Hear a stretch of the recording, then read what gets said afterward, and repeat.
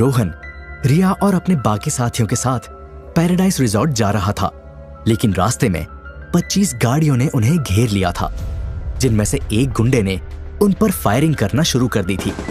सभी नीचे झुको, रोहन चिल्लाया। उसकी बात मानते हुए रिया और मायरा कार की सीट के नीचे छिप गए। तभी रोहन ने अपनी गन निकाली और उसने फायरिंग कर रहे गुंडे के हाथ पर निशाना लगाया, जिससे उसकी गन हाथ से छूटकर दूर गिर गई। फिर रोहन कार से बाहर निकला और ऊंची आवाज में बोला, अपनी जान प्यारी है तो हमारा रास्ता छोड़ दो, हम तुम्हें कुछ नहीं करेंगे। ये सुनते ही उसके सामने खड़ा गुंडा जोर जोर से हंसने लगा। फिर बाकी की 25 कारों से भी करीब 100 गुंडे बाहर आ गए। फिर गुंडों का लीडर बोला, जरा देखो हमें कौन धमकी दे रहा है, वो चूहा जो पिछली बार अपनी चूहिया को लेकर भाग गया था। लास्ट टाइम तो तुम हमसे बच निकले थे, लेकिन इस बार नहीं, तुम भी वैसे ही मरोगे जैसे वो सूट बूट वाला आदमी और बुढ़ा मरा था। यहाँ गुंडों का लीडर अभिमन्यु और रामू काका की बात कर रहा था, जिन्हें लास्ट टाइम इसी जगह उनकी गैंग ने मार दिया था। अभिमन्यु और रामू काका की मौत की बात सुनते ही रोहन का खून खौल उठा। वो सामने खड़े 100 गुंडों को ललकार कर बोला, ठीक है, तो फिर अब मेरे पास तुम सबको मारने के सिवाय कोई चारा नहीं बचा है, क्योंकि मेरे लिए रिया की सेफ्टी सबसे ज्यादा जरूरी है। लास्ट टाइम रिया के घायल होने की वजह से रोहन को मजबूरी में बीच में लड़ाई छोड़कर जाना पड़ा था, लेकिन इस बार उसका मैदान छोड़कर जाने का कोई इरादा नहीं था। और वैसे भी इन गुंडों को सबक सिखाकर वो अभिमन्यु और रामू काका की मौत का बदला भी लेना चाहता था। रोहन की ललकार सुनकर उसके सामने खड़े उन 100 गुंडों ने गन निकाल ली, लेकिन रोहन फिर भी नहीं डरा। वो उन गुंडों पर अटैक करने ही वाला था कि तभी चेतन कार से बाहर निकला और वो गुंडों की ओर देखकर बोला, एक मिनट, क्यों ना हम फाइट को थोड़ा और इंटरेस्टिंग बनाए। गन हाथ में लेकर तो एक बच्चा भी खुद को 30 मार खा समझता है, लेकिन असली मर्द तो वो होता है जो बिना किसी हथियार के लड़े।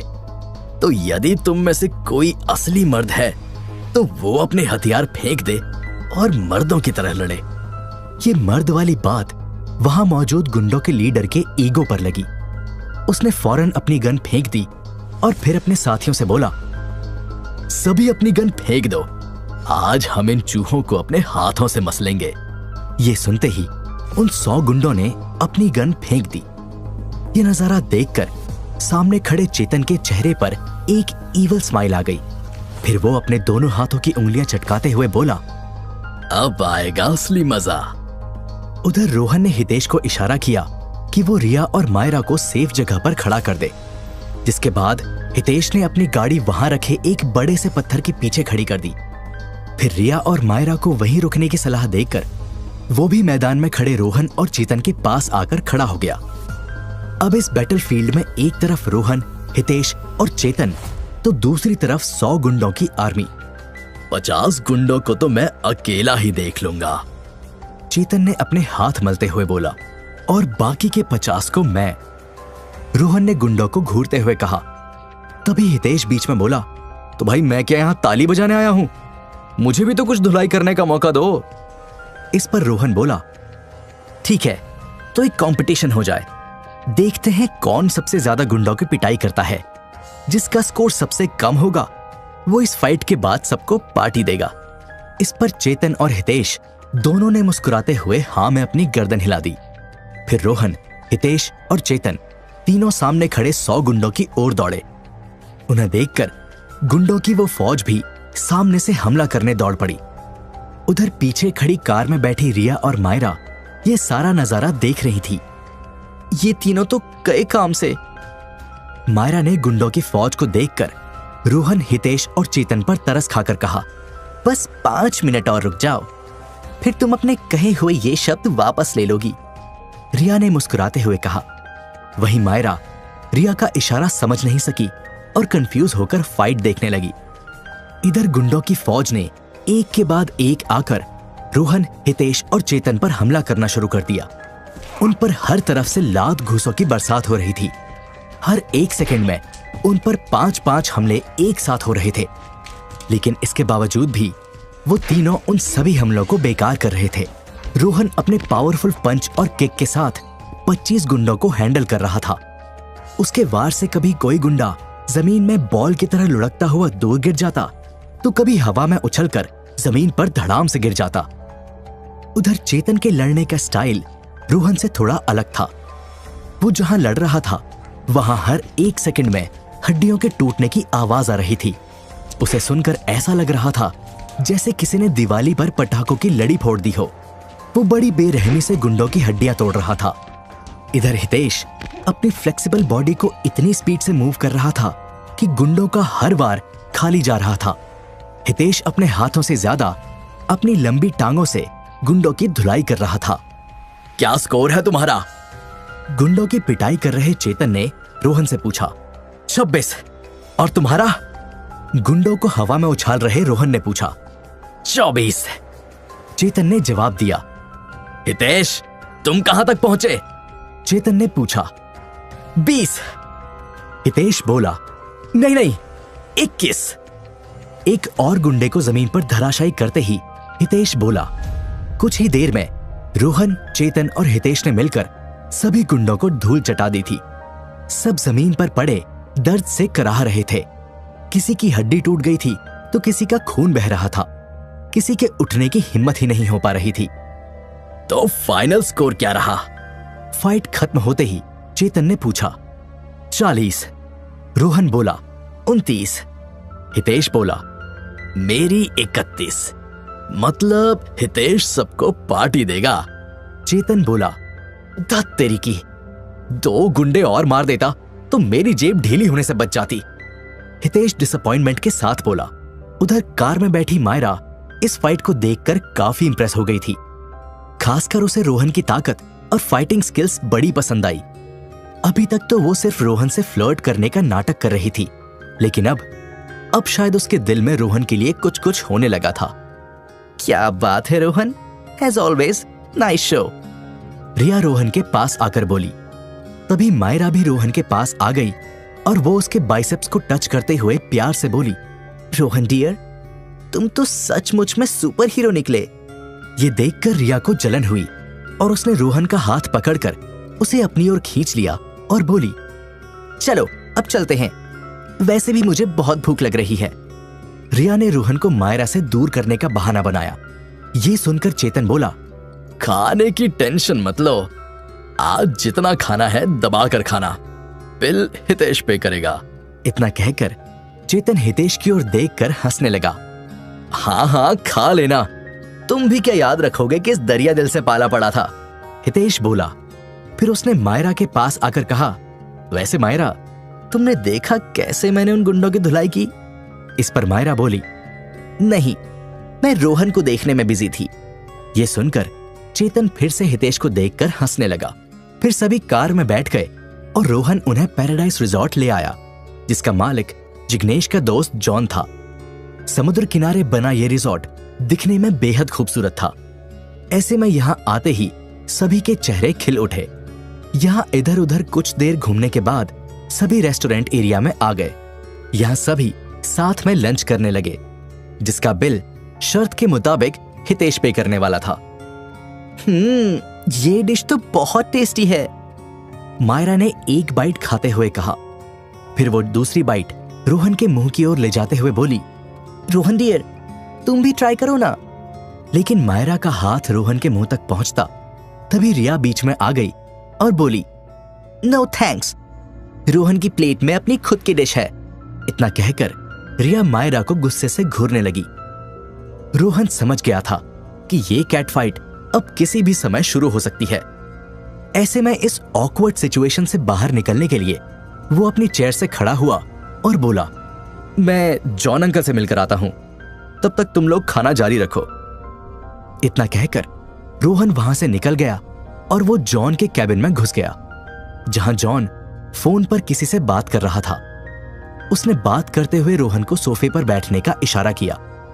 कुछ देर बात करने के बाद जॉन ने कॉल कट कर दिया और वो रोहन के पास आकर बोला।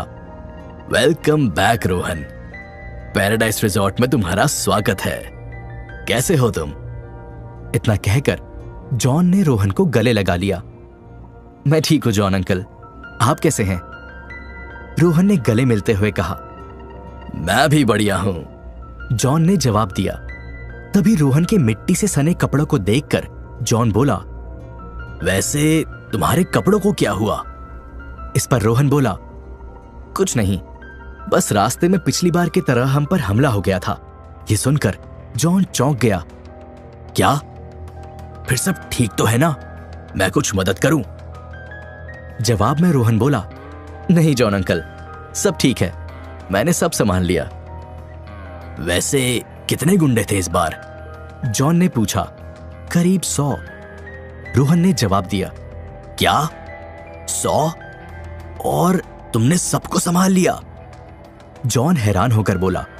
हाँ, वैसे मेरे 2 साथियों ने भी मदद की, रोहन बोला। वाओ, फिर भी 100 के मुकाबले में तुम सिर्फ 3, और फिर भी उनसे जीत गए। इम्प्रेसिव। अब समझ में आया कि जिग्नेश के लिए इतने खास क्यों हो तुम, जॉन ने कहा। तभी रोहन कुछ देर रुककर बोला, जॉन अंकल, फोन पर आपने कहा था कि कुछ जरूरी बात करनी है। अरे हाँ, मैं तो भूल ही गया, जॉन ने कहा, और फिर वो सिगार का एक कश लेते हुए बोला, लास्ट टाइम तुमने एक छोटी मोटी चोरी का पता लगाने के लिए कहा था ना? क्या नाम था उस बूढ़े शख्स का? जॉन सोचने लगा। तभी रोहन बोला, ईथन। अरे हाँ राइट, ईथन। मुझे वहां हुई चोरी के बारे में लोकल सोर्स से कुछ इंफॉर्मेशन मिली है, जॉन ने कहा। यह सुनते ही रोहन के कान खड़े हो गए। वो दिलचस्पी लेते हुए जॉन की ओर झुका और पूछा, कैसी इंफॉर्मेशन? जवाब में जॉन बोला, उस घर में जिस शख्स ने चोरी की थी वो सिंगापुर भाग गया। मुझे ये भी पता चला है कि वो चोर सिंगापुर में ही रहता है। वो यहां सिर्फ कुछ दिन के लिए ही आया था, शायद सिर्फ चोरी करने। ये बात रोहन को बड़ी अजीब लगी। कोई सिर्फ एक छोटी सी चोरी करने सिंगापुर से फिजी क्यों आएगा? रोहन समझ गया कि ये कोई चोरी नहीं बल्कि मामला कुछ और ही है। शायद उस शख्स को रोहन के फिजी आने की खबर लग गई थी और उसे फॉलो करता हुआ ही वो यहां आ गया। लेकिन उसने वो शिपिंग डॉक्यूमेंट्स क्यों चुराए और उसके गले में उसी के जैसा ब्लू स्टोन लॉकेट क्यों था? रोहन के मन में एक साथ कई चीजें चल रही थी। फिर रोहन ने सोचा कि उसे जल्द से जल्द सिंगापुर लौटकर इस बारे में पता लगाना होगा। उसने जॉन अंकल को शुक्रिया कहा और उनसे विदा लेकर लंच कर रहे रिया, मायरा, चेतन और हितेश के पास आ गया।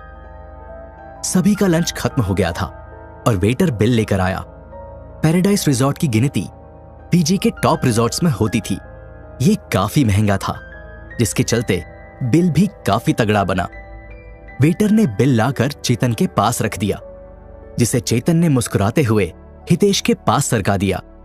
लेकिन हितेश ने जब बिल की अमाउंट देखी तो उसके चेहरे का रंग उड़ गया। वो अपनी जेब टटोलने का नाटक करते हुए बोला, एक गड़बड़ हो गई, पर्स तो मैं घर ही भूल आया। ये सुनते ही चेतन की हंसी छूट गई। अरे रे, अब तो बेचारे को किचन में जाकर सबकी जूठी प्लेटें धोनी पड़ेंगी, चेतन हंसते हुए बोला। तभी रोहन बीच में आया और बोला, डोंट वरी, बिल मैं पे कर देता हूं। ये सुनते ही हितेश के चेहरे पर खुशी की लहर दौड़ गई। फिर रोहन ने अपनी जेब से मोबाइल निकाला और क्यूआर कोड स्कैन करके पेमेंट कर दी। पेमेंट करते ही रोहन के मोबाइल में कटे हुए अमाउंट और बचे हुए बैलेंस का मैसेज आया।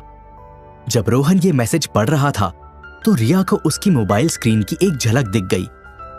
जब रिया ने रोहन के बैंक बैलेंस की अमाउंट देखी तो उसके पैरों तले जमीन खिसक गई।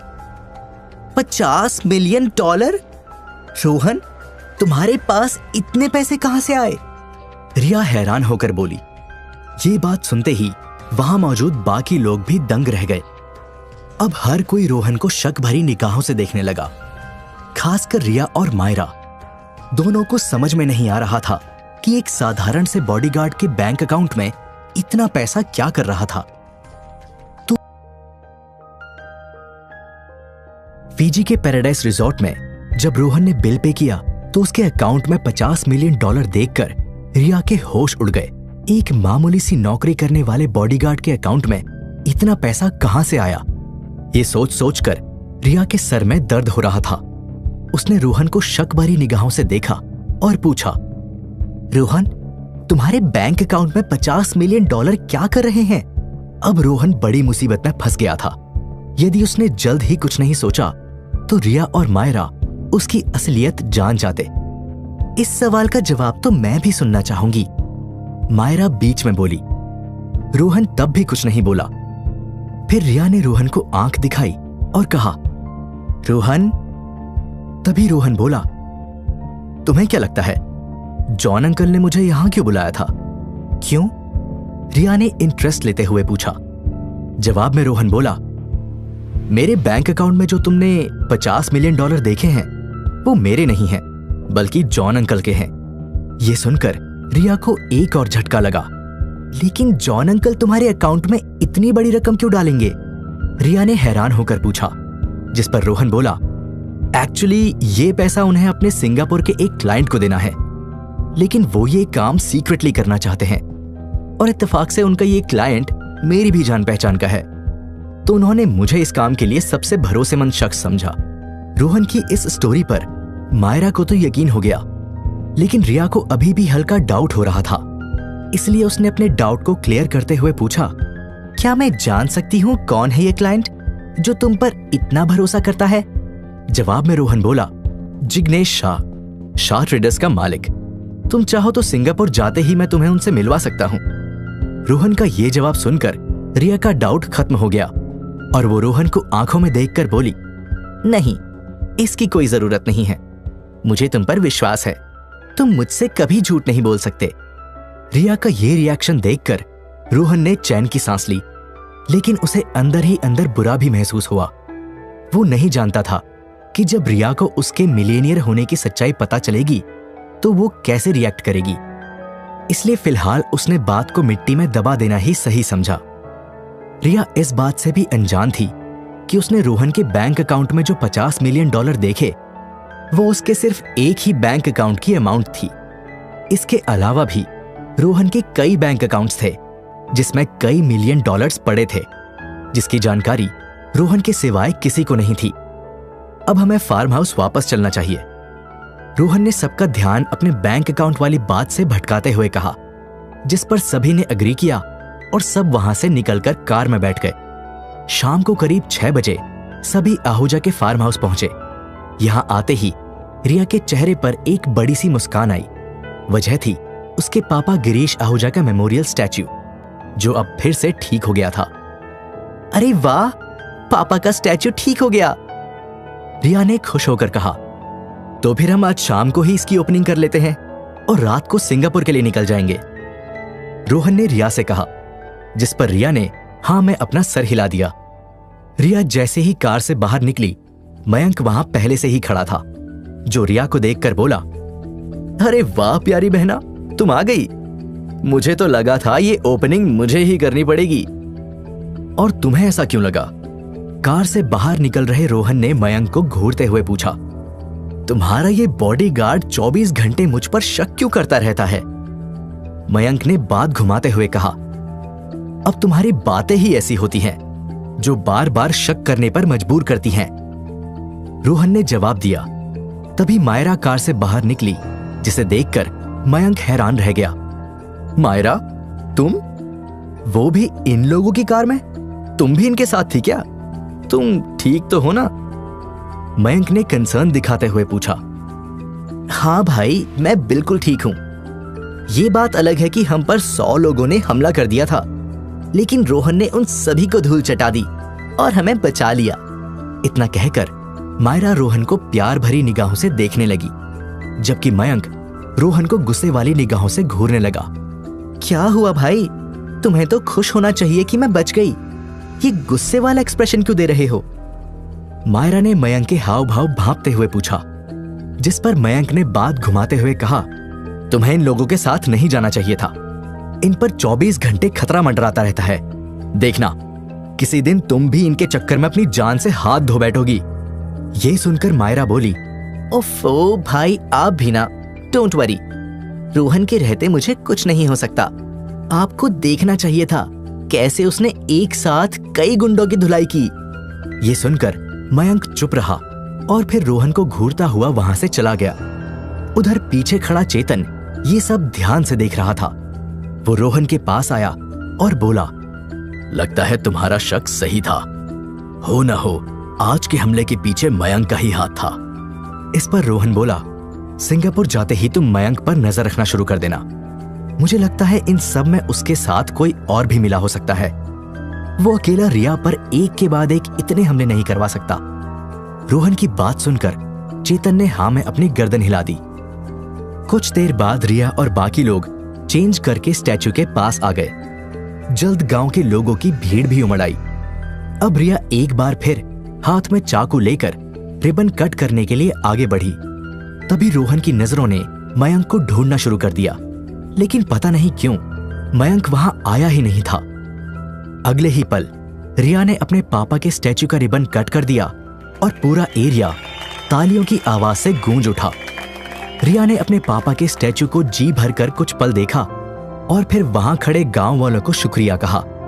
साथ ही ये प्रॉमिस किया कि अपने पापा की तरह वो भी भविष्य में गांव के डेवलपमेंट में हर पॉसिबल मदद करेगी। आहूजा की तरह उसकी बेटी का भी बड़ा दिल देखकर गांव वाले खुश हो गए और रिया के नाम के नारे लगाने लगे। ये देखकर वहां खड़ी मायरा जल भुनकर वहां से चली गई। रात के करीब 10 बजे रोहन, रिया, चेतन और हितेश फिजी एयरपोर्ट आ गए। मयंक और मायरा उनके साथ नहीं थे। उन्होंने कहा कि वो कुछ पर्सनल काम निपटाकर अगले दिन आएंगे। इससे रिया तो बड़ी खुश हुई। उसने सोचा एक दिन तो दोनों से छुटकारा मिलेगा। जल्द फिजी से सिंगापुर जाने वाली फ्लाइट ने उड़ान भर ली और अगले दिन रोहन, रिया, हितेश और चेतन सिंगापुर आ गए। आज संडे का दिन था, इसलिए रिया को ऑफिस नहीं जाना था। ऊपर से घर में मायरा और मयंक भी नहीं थे। ऐसे में रिया बड़े अच्छे मूड में थी। वो अपने पापा के बिजनेस को हैंडल करने में इतना बिजी हो गई थी कि वो अपने खुद के ब्रांड ग्लो एंड शाइन पर ज्यादा ध्यान नहीं दे पा रही थी। ऐसे में उसने घर से ही अपनी कंपनी के मैनेजर को वीडियो कॉल किया और अपने ब्रांड को लेकर फ्यूचर प्लान डिस्कस करने लगी। उसका ब्रांड जल्द अमेरिका में लॉन्च होने जा रहा था। ऐसे में उसे इसकी बहुत सी प्लानिंग करनी थी। इधर रिया अपने काम में बिजी थी तो उधर रोहन अभी भी फिजी में हुए हमले के बारे में सोच रहा था। उसे शक था कि मयंक ने यदि ये हमले करवाए भी हैं तो उसने जरूर किसी की हेल्प ली होगी और उसके हेल्पर की लिस्ट में सबसे पहला नंबर जाकिर का ही आता है। वैसे भी पिछले कुछ दिनों से रोहन या उसकी टीम ने जाकिर को फॉलो नहीं किया था। ऐसे में रोहन ने हितेश को घर में रिया की सेफ्टी के लिए छोड़ दिया और खुद चेतन के साथ जाकिर की खबर लेने निकल पड़ा। आज संडे था तो रोहन को लगा कि जाकिर अपने घर ही होगा, इसलिए वो चेतन को लेकर सबसे पहले वहीं गया। लेकिन वो लोग जैसे ही जाकिर के घर के बाहर पहुंचे तभी उसका घर में से निकलना हुआ। वो एक कार में बैठकर कहीं जल्दबाजी में निकल पड़ा। ये जाकिर संडे को भी सूट बूट पहनकर कहां जा रहा है? चेतन ने पूछा। अभी पता चल जाएगा, रोहन बोला। फिर वो जाकिर को फॉलो करने लगा। कुछ देर बाद जाकिर की गाड़ी पठान के उसी नाइट क्लब के बाहर आकर रुकी जहां चेतन और हितेश ने उसे लास्ट टाइम देखा था। ये जाकिर पठान के नाइट क्लब में क्या कर रहा है, जबकि पठान तो अब जिंदा भी नहीं है? चेतन ने कहा। कुछ तो गड़बड़ है, हमें भी अंदर चलना चाहिए, रोहन बोला। और वो फिर चेतन के साथ जाकिर को फॉलो करते हुए उस नाइट क्लब में घुस गया। दिन का समय होने की वजह से उस नाइट क्लब में ज्यादा भीड़ नहीं थी। बस कुछ गिने चुने लोग वहां बैठकर ड्रिंक कर रहे थे। तभी जाकिर सीढ़ियों से होता हुआ उसी वीआईपी लाउंज में चला गया जो कभी पठान का हुआ करता था। उसके बाद रोहन और चेतन ने जो देखा उस पर उनकी आंखों को यकीन नहीं हुआ। जाकिर जैसे ही अंदर गया, पठान के सभी आदमी उसे झुक झुक कर सलाम करने लगे। उसके बाद जाकिर उस रॉयल चेयर पर बैठ गया जिस पर कभी पठान बैठा करता था। रोहन उस वीआईपी लाउंज में बनी कांच की दीवार से सब कुछ देख तो सकता था, लेकिन अंदर जाकिर पठान के लोगों के साथ क्या बातचीत कर रहा है ये उसे सुनाई नहीं दे रहा था। तभी रोहन ने देखा कि एक वेटर उस वीआईपी लाउंज की ओर कुछ ड्रिंक्स लेकर जा रहा था। ऐसे में रोहन ने बड़ी चालाकी से उस वेटर की पीठ पर एक हियरिंग डिवाइस लगा दिया। अब ये वेटर जैसे ही पठान के वीआईपी लाउंज में घुसा, बाहर बैठे रोहन को अंदर की सारी बातें सुनाई देने लगी। आप सभी की तरह मुझे भी पठान भाईजान के अचानक से जाने का बड़ा दुख है, और चूंकि आप सभी ने मुझे अपना नया लीडर चुना है, इसलिए मैं आप सभी से वादा करता हूं कि पठान का कातिल जिंदा नहीं बचेगा। मैं उसे मरवाने की पूरी कोशिश कर रहा हूं, और उसके मरते ही आहूजा की बेटी को भी कोई नहीं बचा पाएगा। फिर आहूजा का सारा बिजनेस हमारा हो जाएगा, जो कि पठान का भी सपना था। जाकिर ने अपने सामने खड़े पठान के आदमियों से कहा, लेकिन आपका फीजी वाला हमला तो फिर से नाकाम रहा। पठान का एक आदमी जाकिर की काबिलियत पर डाउट करते हुए बीच में बोला, हाँ, लेकिन आगे के हमले नाकाम नहीं होंगे, क्योंकि इस बार हमारी मदद एक ऐसा शख्स कर रहा है जिससे हमें रिया और रोहन की पल पल की खबर मिलती रहेगी, और फिर मौका देखते ही हम धोखे से उन्हें मरवा देंगे। जाकिर ने इविल स्माइल के साथ हंसते हुए कहा, कौन है वो शख्स? एक आदमी ने पूछा। अब जाकिर उस शख्स का नाम बताता, उसके पहले ही वेटर सभी को ड्रिंक्स सर्व करके वीआईपी लाउंज से बाहर आ गया, और ऐसा होते ही रोहन का उसकी पीठ पर लगा हियरिंग डिवाइस भी उसके साथ बाहर आ गया। धत तेरी की, ये वेटर को भी अभी बाहर आना था, चेतन बोला। उधर रोहन भी उस शख्स का नाम सुनने को बेताब था, जो जाकिर की उसे और रिया को मरवाने में मदद कर रहा है, लेकिन अब वो बस उस शख्स का अंदाजा ही लगा सकता था। कुछ देर बाद चेतन और रोहन वापस आहूजा के बंगले पर लौट आए, और उन्होंने हितेश को भी सारा मैटर समझा दिया। तो अब जाकिर का क्या करना है? क्या उसे भी ठिकाने लगा दें? क्योंकि अब हमने और देर की तो वो हमसे पहले अपनी अगली चाल चल देगा, फिर रिया की दिक्कतें और बढ़ जाएंगी, चेतन ने रोहन से कहा। इस पर रोहन ने कुछ देर सोचा और कहा, अभी थोड़ा और रुकना चाहिए। जाकिर ने कहा था कि एक शख्स उसकी मदद कर रहा है, उसे मेरी और रिया की पल पल की खबर दे रहा है। मुझे पूरा यकीन है कि वो शख्स मयंक ही है, लेकिन हमें जाकिर और मयंक को रंगे हाथ पकड़ना होगा, ताकि हम उनके खिलाफ पक्के सबूत इकट्ठा करके उन्हें जेल भेज सके। इससे हमें मयंक और जाकिर दोनों से छुटकारा मिल जाएगा। रोहन अपना प्लान चेतन और हितेश के साथ डिस्कस कर ही रहा था कि तभी उन्हें एक जोरदार धमाके की आवाज सुनाई दी। ये क्या था? हितेश चौंक कर बोला। आवाज बंगले के बाहर से आई है, रोहन बोला, और बंगले के बाहर की ओर दौड़ पड़ा। क्या हुआ यहां? रोहन ने गेट पर खड़े सिक्योरिटी गार्ड से पूछा। सर, एक काले रंग की गाड़ी यहां से तेजी से गुजरी, उसमें से किसी ने बम फेंका और चले गए। ये बम तो छोटा ही था, लेकिन इतना कहते हुए गार्ड रुक गया। लेकिन क्या? रोहन ने पूछा। लेकिन बम के अलावा वो कुछ और भी फेंक गए। गार्ड ने बंगले के दूसरी ओर इशारा किया,